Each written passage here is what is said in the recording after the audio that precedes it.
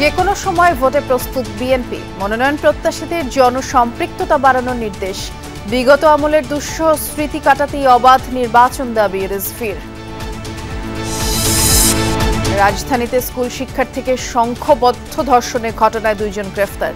ছিনতাই হওয়া ইতালিয়ান নাগরিকের পাসপোর্ট, ফোন সহ গুরুত্বপূর্ণ নথি উদ্ধার। দিনের বয়ানে চলছে ইজতেমার দ্বিতীয় পর্বের আনুষ্ঠানিকতা। দেশ বিদেশের মুসল্লিদের অংশগ্রহণ।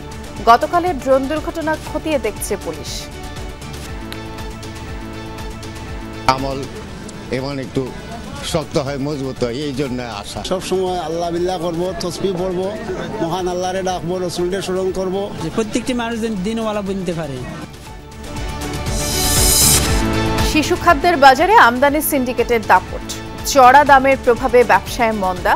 সংসারের খরচ কাটছাঁট করছেন অনেকে। বিকল্প চিন্তা করা সংসার আর কিছু নেই।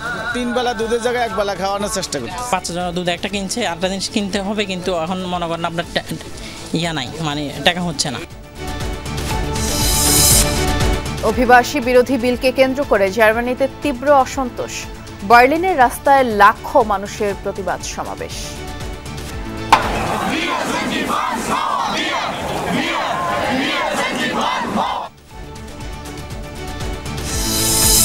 বিপিএল এর প্লে অফ পর্বে কিছুক্ষণের পর এলিমিনেটরে খুলনার বিপক্ষে লড়বে রংপুর। প্রথম কোয়ালিফায়ারে বরিশালের প্রতিপক্ষ চিটাগাং কিংস।